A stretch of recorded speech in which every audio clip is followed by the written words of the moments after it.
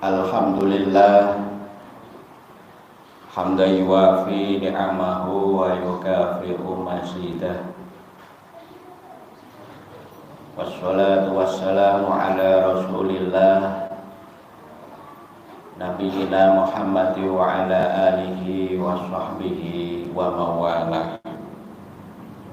La hawla wa la quwwata illa billah, amma ba'du.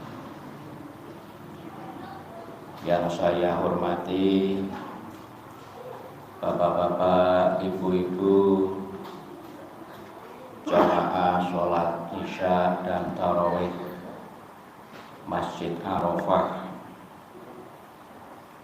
Yang saya hormati segenap pengurus takmir Masjid Arafah. Pada kesempatan malam hari ini sedikit saya akan menyampaikan materi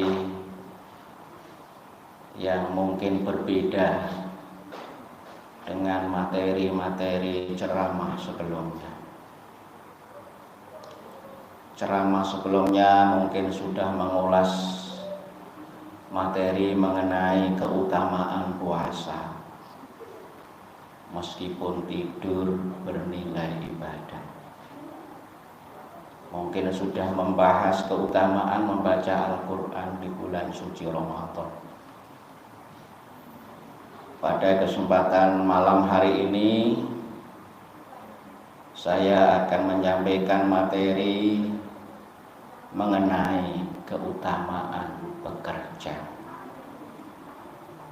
Bahasa milenialnya etos kerja dan cara jitu menjadikan wajah super glowing. Dalam sebuah hadis yang diriwayatkan dari sahabat Abu Hurairah radhiyallahu anhu,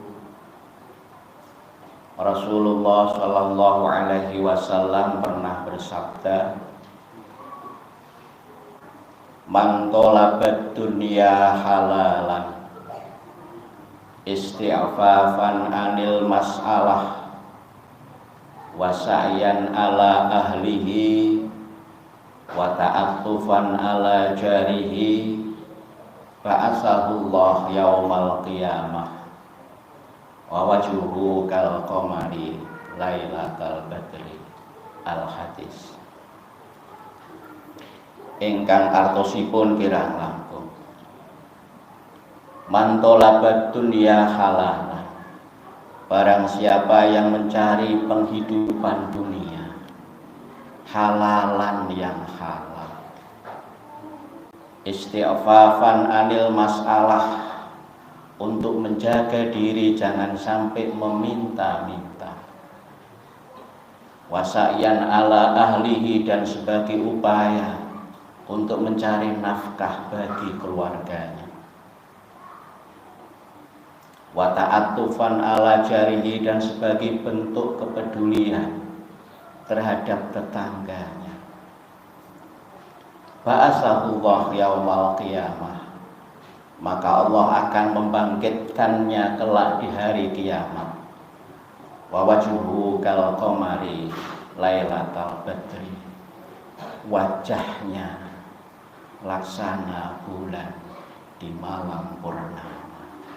Ini yang saya maksudkan, wajahnya bersinar alias super glowing.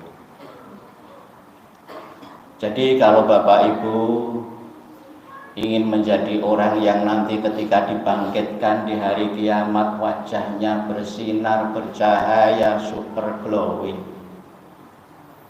maka harus punya etos kerja yang baik.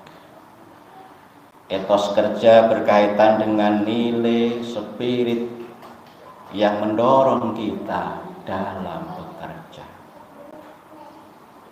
Orientasi apa yang ingin kita wujudkan dalam bekerja? Mengapa punya orientasi itu? Hal-hal apa yang perlu kita lakukan untuk mewujudkan orientasi tersebut?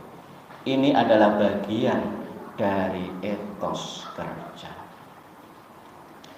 Dalam hadis Nabi disebutkan beberapa hal yang harus kita miliki, bagian dari etos kerja kita. Yang pertama, dalam bekerja kita punya orientasi untuk mencari yang halal. Man tolabat dunya halal.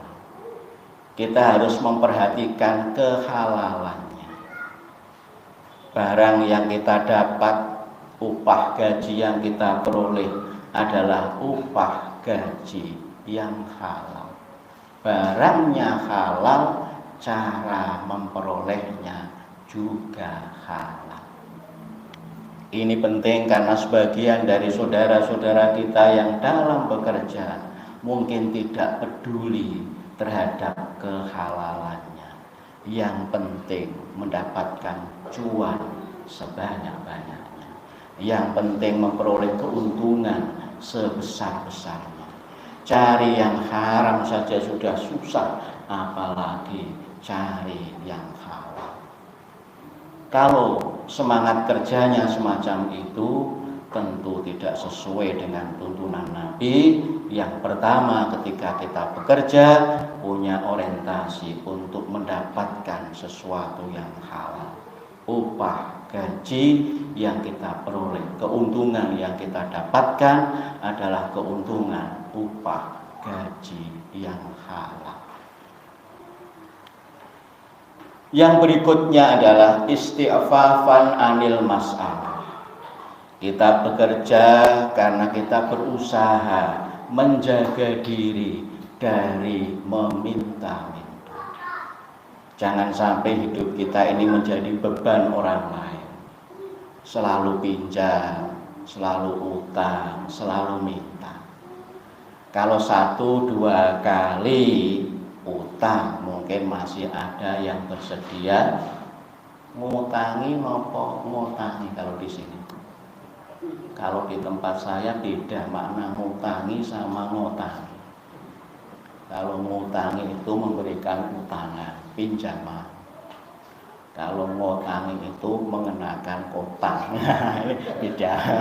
Kalau 1-2 kali utang itu mungkin masih ada yang mau ngutangi, masih ada yang mau ngutangi. Tapi kalau sudah 3-4 kali tidak akan ada lagi yang mau ngutangi, apalagi ngutangi. Maka kita harus bekerja, punya penghasilan, jangan sampai hidup kita menjadi beban, suka minta pinjam ke orang lain. Istighfafan anil mas'alah. Kita berusaha menjaga diri, jangan sampai meminta-minta, meminjam ke orang lain, membebani orang lain. Lalu yang berikutnya adalah wasa'yan ala ahlihi, sebagai upaya untuk menafkahi keluarganya. Karena bagaimanapun juga keluarga kita ini punya kebutuhan-kebutuhan dasar yang perlu dipenuhi. Punya istri, ini juga punya kebutuhan yang harus dipenuhi. Jangan biarkan istri kita ini kemana-mana boboan. Kalau bisa bedaan. Wah, ini butuh dibelikan beda kan. Masa boboan kemana-mana kan kasihan. Kebutuhan bedak ini penting. Yang tampil mempesona di hadapan suaminya. Wah, gitu kan. Beda bedaan dengan boboan itu beda dia sama suaminya. Nah, kalau nggak diberikan nafkah untuk beli bedak ya akhirnya hanya bila bisa beli bobo. Ini kan repot. Belum lagi kebutuhan pendidikan untuk putra-putri kita, kesehatan dan lain sebagainya. Ketika anak kita ada yang kudisan, ada yang panuan, bisa untuk beli kalpanak agar panunya cepat sembuh. Wah, ini kan butuh kerja, butuh duit, butuh uang. Wasa'yan ala ahlihi, sebagai upaya untuk menafkahi keluarga kita agar bisa kita penuhi apa yang menjadi kebutuhan-kebutuhan dasar keluarga kita. Lalu yang berikutnya, kita bekerja punya orientasi wa ta'attufan ala jari. Ada kepedulian terhadap tetangga kanan kiri kita. Kita berusaha untuk mampu berbagi, mampu berderma terhadap tetangga kanan kiri kita, karena kita punya penghasilan. Kalau ada tetangga yang baik, nah bisa nilai nyumbang tetangga yang baik. Kalau ada tetangga yang khitan, sunatan, bisa nyumbang tetangga kita yang khitan, yang sunatan. Kalau ibu-ibu, bapak-bapak ditanya apa bedanya bayen sama sunatan? Kalau bayen itu bisa 3 kali, 4 kali, 5 kali, itu bayen. Tapi kalau sunat itu biasanya sekali saja. Kalau ada yang sunat sampai 3 kali habis itu mulai. Bedanya antara bayen sama sunatan.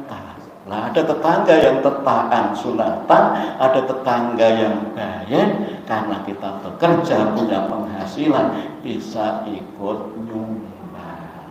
Ini wata'atufan ala jarihi, berusaha untuk mampu berbagi, berderma terhadap tetangga kanan kirinya.